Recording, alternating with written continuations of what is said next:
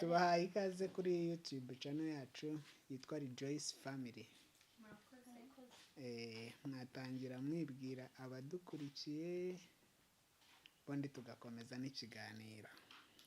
Murakoze, njye nitwa Marlene, ndi umudamu, ndubatse, mfite abana 2 n'umugabo umwe.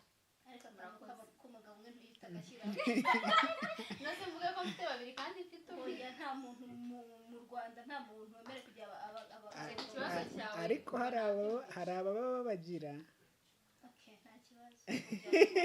ese buriya ndakenera uwa kabiri kugira ngo aze. Oya nawe nyeneye umwe arahagije. Ese buriya ko burya abagore bahuje abagabo bo babita iki buryo bwo ngubwo? Abagore bahuje abakeba, naho abagabo bahuje abagore ntabwo se bose abakeba n'abakeba, ubwo bose ni abakeba. Okay, ya wari usoje kutwibwira. Aha, twakomeza. Anjye nitwa Afia. Umukobwa ndasengo.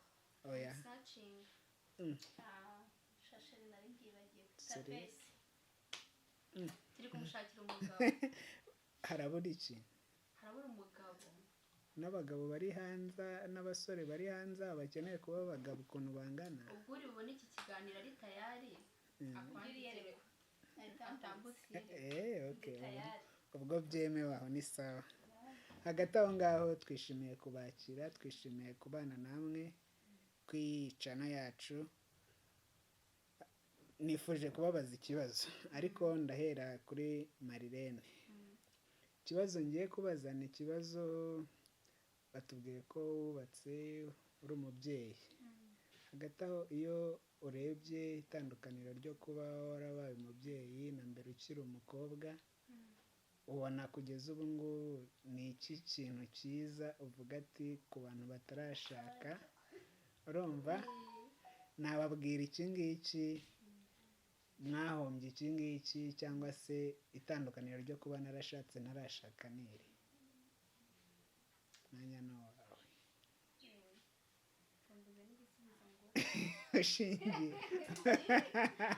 Ushingiye ku ki?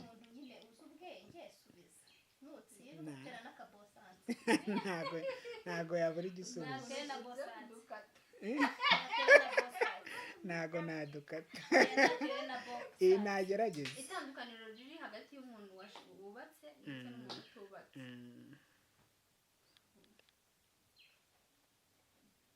Itandukaniro ririmo siko haba Oba hari ibintu nyine umuntu ngiye bumva natandukaniro kuri njye.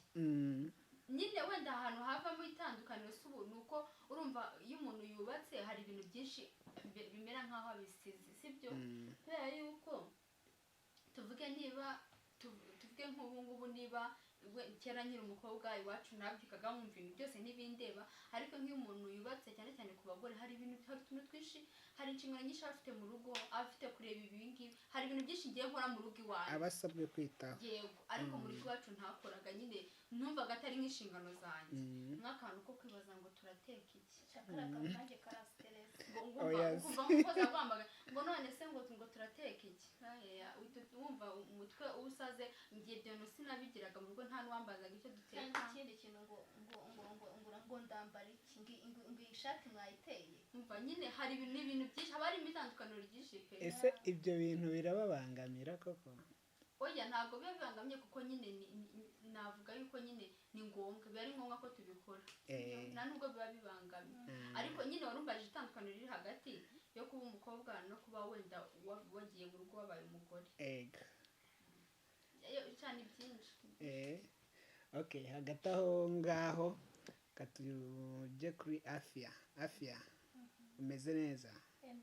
Ndakubona cyane. Yana kabisa. Hagati aho uvuze ko mu gukunda kwawe ufite inshuti nyinshi, zaba abakobwa zaba abahungu.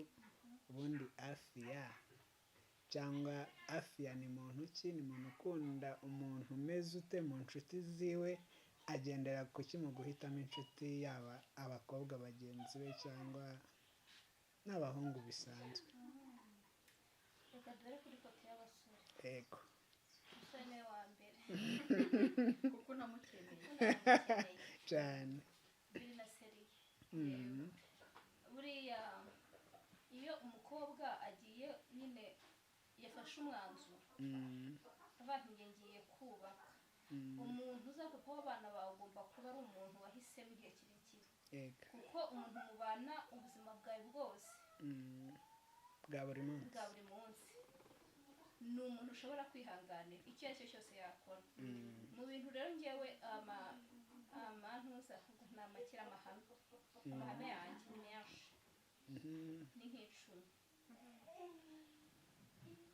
nafashe agenda nandikamo ibintu umugabo wanjye agomba kuzaba yujuje Oh, ntabwo yes. ibyo byose icumi azabiba byujuje ariko nawe yujujemo birindwi Mm.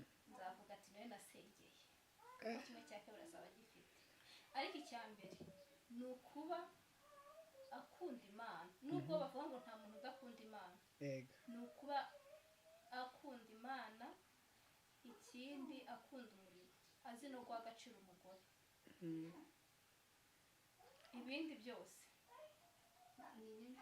ibindi byose ntabwo hari uvuga ngo arashaka inzobe arashaka igikara ariko hari nka bitanu azaba yuje gusa utwo ni duke nkubwiye Mm.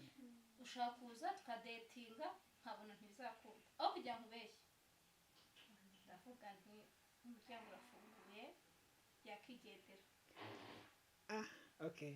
Hari abavuga ko abasore kuri iki gihe abasore bagiye bahinduka cyangwa bakavuga ngo abasore ngo nta bagabo ngo basigaye ngo bagoranye ngo ntago bagikunda gushaka ngo cyangwa rimwe na rimwe nabo ubwabo wababaza ukumva biterwa n'uko bari gutinya abakobwa kuko wenda hari imico imwe n'imwe igoranye mu rugo.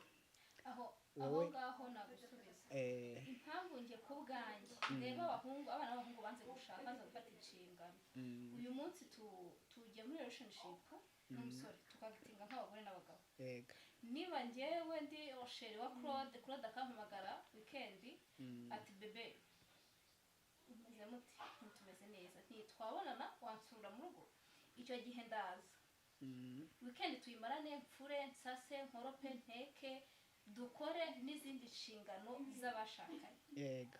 ibyo bintu rero korode nimba mukora muri ino wikendi hari ubundi uzaza bitewe n'uko tubona ko ubuzima bwo muri ino minsi ya none bugoye Mm, ntabwo umuhungu azajya afata inshingano azajya afata uwo w'ikiraro ni nka avansi atinye gufata inshingano atinye gufata inshingano mm, usange abana b'abakobwa tubuze abagabo noneho n'abana n'abahungu batinya abakobwa niba uhamagara Sandrine cyangwa uhamagara Afi akaza mukamara n'icyumweru none se n'undi wese uzavuga ko ariko ameze twese turatinyana ariko dutinyana kubera ibyo bintu ndamutse ngiye nifata nkamwiba ejo yazashaka kandi hari uvuga ati njye sinashaka umuntu jya utera fayi aho ngaho udase aho ngaho ngewe aho ngaho iyo bigeze aho ngatera fayi njye ntera fayi njye ndasenga mwime turebe ko apfa napfa tuzamujyana rusororo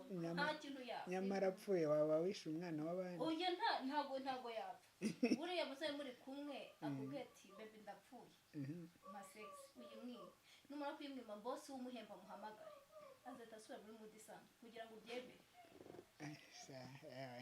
ndumva wowe warafashe ingamba zitoroshye gusa ko iki gihe biragoye ariko